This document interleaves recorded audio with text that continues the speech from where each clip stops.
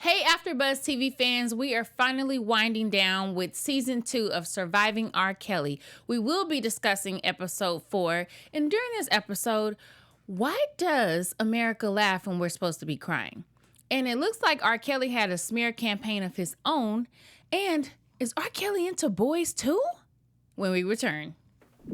I'm Maria Menounos, and you're tuned in to AfterBuzz TV, the ESPN of TV talk. Now, let the buzz begin. Hey guys, yes, we are down to the final 2 shows of Surviving R. Kelly, and I cannot believe we are surviving these shows. Oh, yes, wow. we are. Mm-hmm. I am your host, Angele Taylor. I got my get crunk team, except we can't really get crunk on this show, but we got Mr. Southern man himself, Mr. Ken Ware. Hello. Hello. We have survived R. Kelly. Oh, wow. Yes, we have, honey. And I have my other panelists with me, Miss Jeroslyn from New York. Yeah. Yes, I'm from New York, y'all. Okay, guys, I need to dive into your overall thoughts about episode 4. Let's start with you, Ken. It's exhausting. It's very exhausting. And it really showed in this episode the control that R. Kelly had over these women throughout the abuse and even afterwards when they may have gone back with their families. But it just really shows the control that this man had over these women. How you feel, Jeroslyn? Yeah, my heart goes out to Dominique. You can tell that it was still very painful for her to speak her truth, but I'm so happy that she came home, returned home, and she joined the next season. Yeah, so this particular episode opened up with a story about how Geronda introduced Dominique, one of her besties, to R. Kelly. And R. Kelly made her think that he just wanted someone for her as a companion while he's being creative and making music.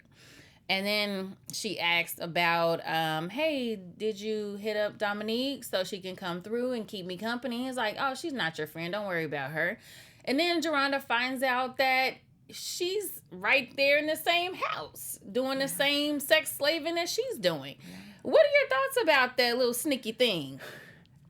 It was very sneaky. And I wouldn't say just sneaky. It was a part of R. Kelly's, somebody mentioned like he can't read well, he can't write well, but he's a mastermind. And the fact that he used her, we talked about in the previous episode about baiting girls and getting those other girls. And it was just like, hey, you got any friends? And then when she spoke about it, like, hey, did you ever contact Dominique? It's like, oh, no, don't worry about this. She finds out he's living in the house. She's living in the house. Like, so it just shows the control, his manipulation, and yeah, she was just unaware. With people who do have controlling tendencies, one of their big tactics is divide and conquer. Right. And you see that with R. Kelly, with even just the way he kept all the girls separated. And they had to sneak and text each other, living in the same house. Right. So that just goes to show of his controlling, manipulative, and mastermind of how he can control these young, weak-minded women, vulnerable women. I was actually surprised they were able to have cell phones. Were you guys surprised that they were able to text? I was more surprised that they had to surprised at that sneak. too. Like, how big is this house?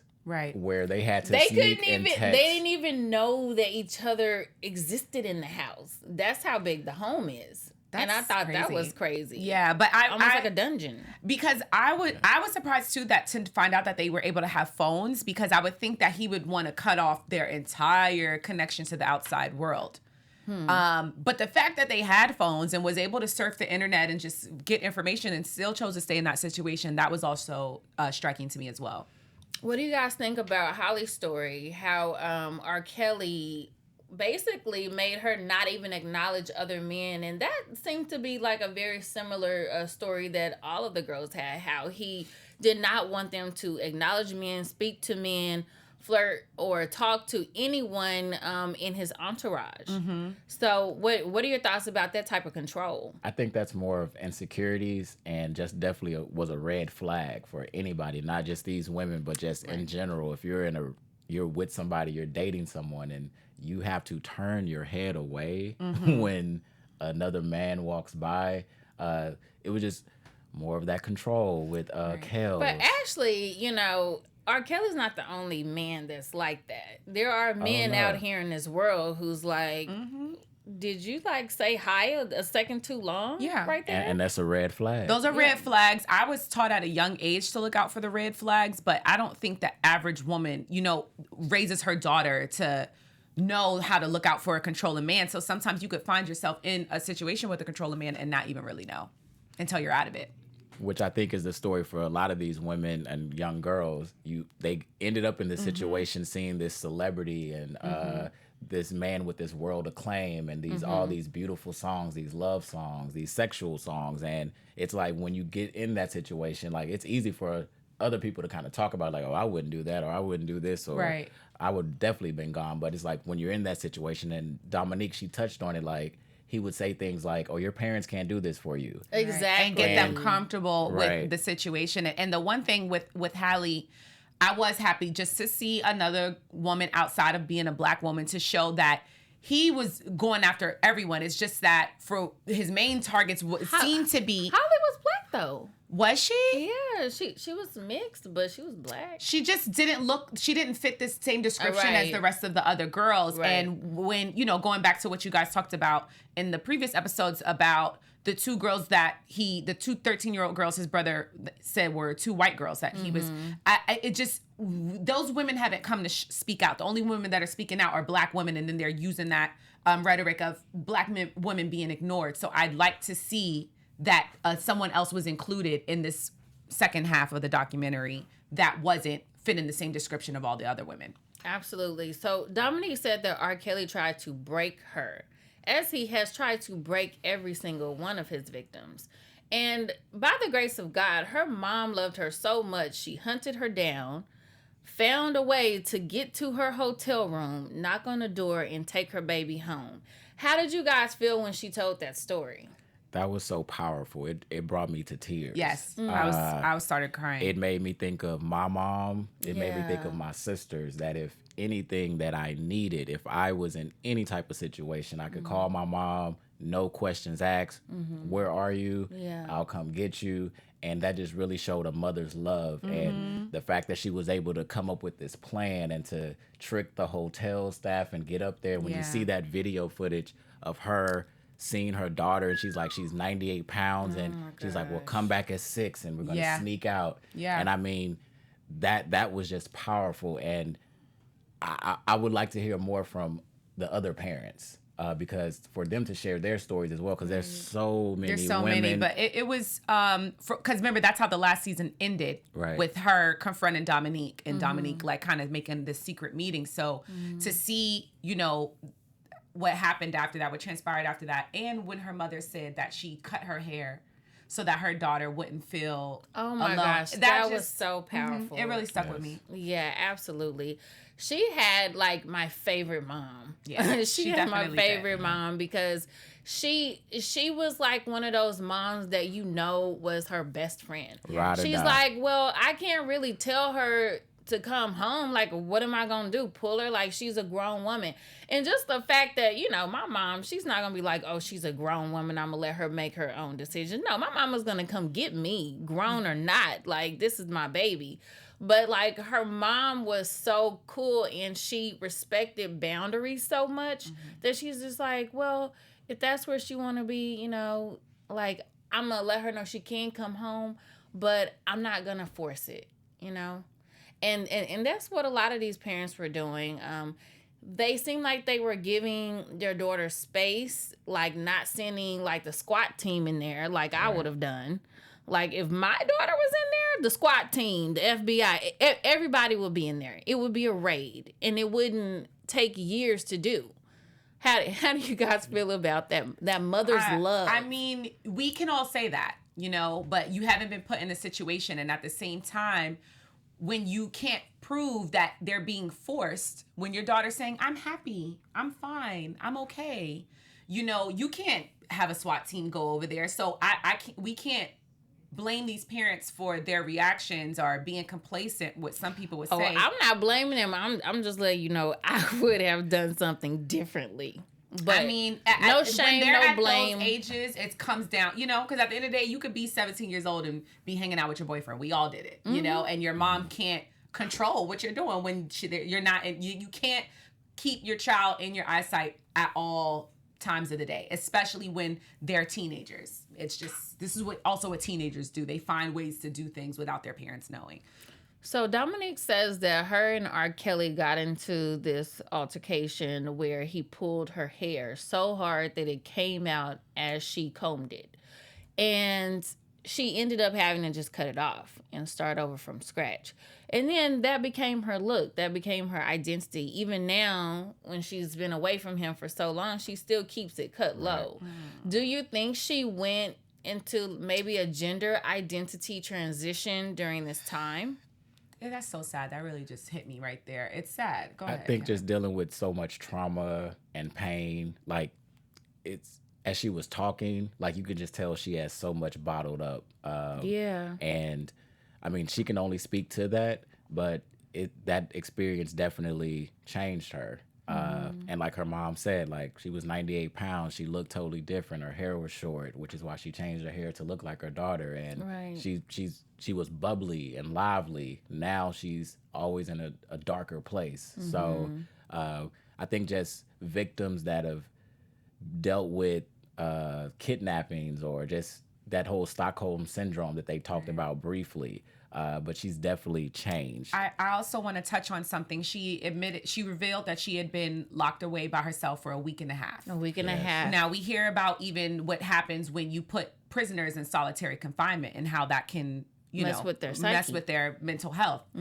You can only imagine what she's still going through till this day and walking with till this day from having to be forced into solitary confinement. Right. In a relationship that she went into thinking that this was going to be somebody who really cared about me. Before we roll into the next topic, I believe Ken has something to share with our viewers. Yes. We want to thank you for making us the ESPN of TV talk. We like that. We really like that. Oh, yeah. Make sure that you hit those comments. Type where you're talking with us right now. Let us know what you think. Give us some feedback. And also give us 5 stars if you're listening on iTunes. And go ahead and hit that like button on YouTube. Yeah. So these ladies developed a sisterhood. It was Jeroslyn, it was Azriel, and it was Dominique, who were kind of like a little trio. They were supposed to be a singing trio, right, supposedly? And they ended up being survival sisters. They were there for one another, so much so that Dominique, when she finally escaped, she had to go back. Her heart was still there with Jeroslyn, going through all of that pain and that trauma that she knew Jeroslyn was experiencing. And then she's like, but I left her alone in a hotel.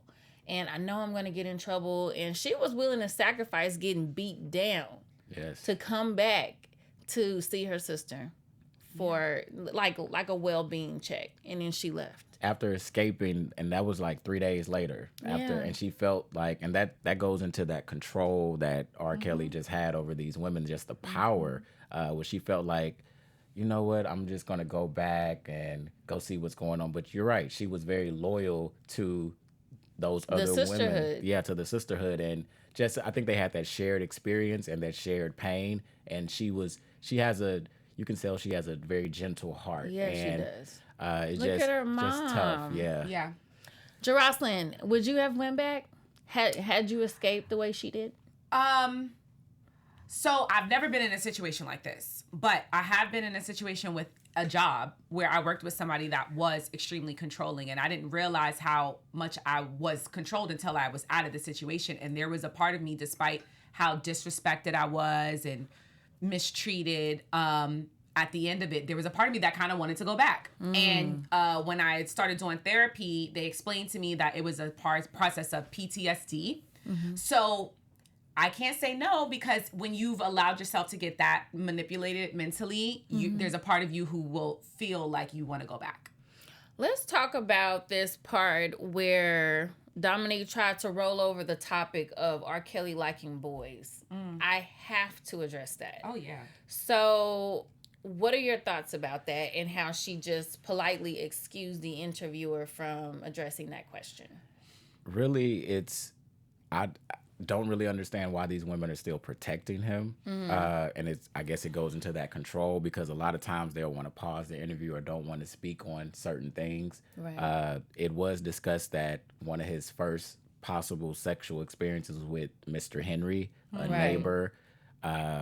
And I don't know if that has something to do with it. And one of the former employees also said that he was dealing with a man. Yeah, a man would show up there sporadically at the property. And I mean, that is something to think about. One of R. Kelly's first introductions to sex is from Mr. Henry, an older man, when he was from age 6 to 8. So you have to think about how he was introduced to sex and where he is today so many years later. Yeah. Like over 40 years later. Like he's like 52 now, right? Right. I don't necessarily feel that it's protecting him. I would, what if it's protecting themselves? Remember, she only just left a year ago. Right. And it's still a process for her. And for her to sit there and to describe maybe some of the things that he made her do, you could only imagine. Your mind could only just start imagining what kind of things they did sexually with her and this boy persona. When Lanita described the whole face bad thing, I was done then. I said nobody ever has to go into detail when they talk about R. Kelly's sexual encounters again. It's so I'm good. It's like, what? What are you into? Like, that's not even normal. But, you know, I digress. He's definitely, you could say, sexually perverse, or even with sexually like his liberated lyrics. is what a lot of people would say. Yeah. I think personally that he's sexually fluid. Some people are so sexual, they'll do anything sexually. It does not matter. Yeah. Man, woman, baseball bat, umbrella, they just like sex. They like pleasure in whatever capacity they can get it at. That is what they're gonna do. And he loves the power control. So you can see like, oh yeah, he if he wants to have sex with you, he's going to have sex with you. And that's his way of thinking. And even still, this mind control from prison. Yes. How Jeroslyn leaves and then comes back. And then do you think Azriel, like that's something that she could possibly do if by happenstance R. Kelly gets bailed out at some point? Yeah. I'm not even think gonna that's lie. a possibility? I think so. Just even what we're seeing in the media right now with Azriel, because the way, it ended, she's still kind of in the situation, but with recent news, we know that she's not. But when we're seeing the control that he has, and some of them who are still so fresh removed from it, you can see how they could possibly go back if he gets out of jail. Yeah. Let's go down these rules, though. And what will make you want to go back to these rules? Okay. So you got to be loyal. Loyal means no other man exists on this earth, not even your daddy. I'm your daddy, okay? Yes. So you have to obey me because I'm your daddy, right?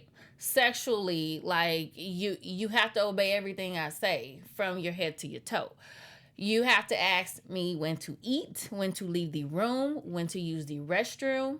No, you may not go outside and get some fresh air. What are you doing? Get back in your dungeon. I mean, Dominique even mentioned how she wanted to go to the refrigerator, and The refrigerator. Right. She got in trouble. Or when he pulled out her hair was because he told her to come to him at a party, and she just wanted to rest her feet. Right.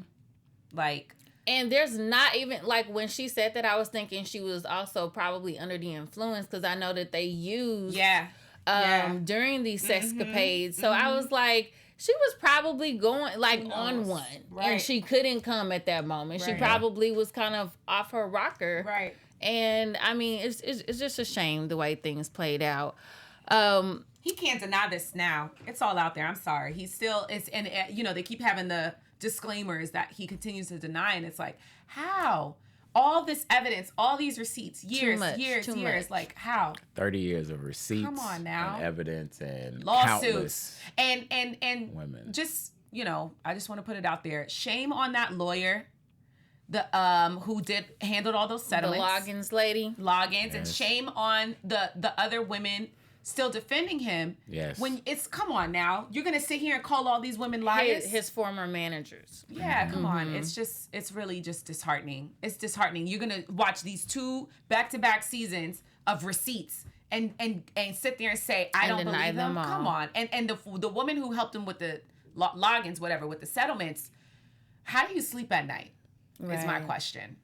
Speaking of sleeping at night, let's roll into this news and gossip about these girls. Yeah, so just the latest is Come on, get your report on, girl. Bad. So just the latest on the news and gossip was that Jeroslyn had returned to her family, Jeroslyn Savage. She did reunite with her family. There are recent photos with her sisters, with her parents. Very good looking family. Yay. But she did not stay with them. When someone asked the sister if Jeroslyn is back home, she said, no, my sister is not back home. So unfortunately, Jeroslyn is, I'm assuming at this point, the last of the Mohegans. Right. Because Azriel left, Dominique left, and I would assume Jeroslyn is the last one R. Kelly has waited for him if he gets out. Which speaks to his enablers, because there's a home for her to go to, and there's a way for her to be kept, still, while he's in prison. His managers, his assistants, his entourage, anybody. Am I the only one that found it like striking that he lived at the Trump Tower? No, I did. I mean, that's a whole nother conversation for a whole nother show. Surviving Trump. Right. I'm like, oh, was that the one he was like, I understand, I got you. Like, I was just saying. Okay, so let's go into our predictions. Your AfterBuzz TV predictions. So let me just let you guys know. I saw episode 5, so I'm trying to not inform my prediction from that. But I really feel like this is not the end.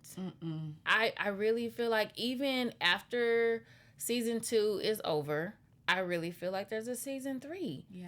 It just keeps on, this story keeps opening doors for new victims to come forward. Pretty much. For new victims, and he has a pending case that is not going to happen overnight. And also more evidence. More evidence from that. And I think it's just important that we had this conversation and are having this conversation, because there's many more R. Kellys out there that are victimizing women all over. So it's like we have to look at these clues, see what was going on, and just really look at your circle and people around you, and just like, hey, just being attentive to what's happening around you. Be more attentive to all the girls who was dating like 25-year-olds in high school. I hope you watched this and started to feel disheartened, like, oh, I think I was dating a pedophile, because you were.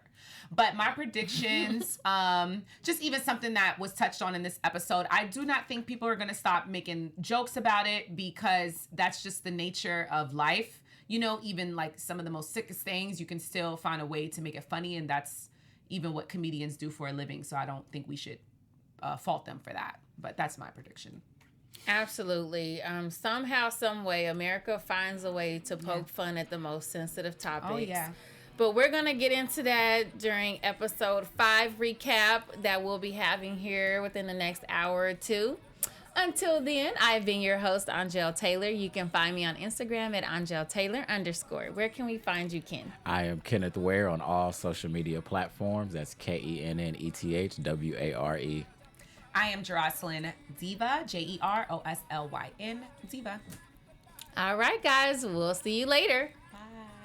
Our founder, Keven Undergaro, and me, Maria Menounos, would like to thank you for tuning in to AfterBuzz TV. Remember, we're not just the first, we're the biggest in the world, and we're the only destination for all your favorite TV shows. Whatever you crave, we've got it. So go to AfterBuzzTV.com and check out our lineup. Buzz you later. The views expressed herein are those of the hosts only and do not necessarily reflect the views of AfterBuzz TV or its owners or principals.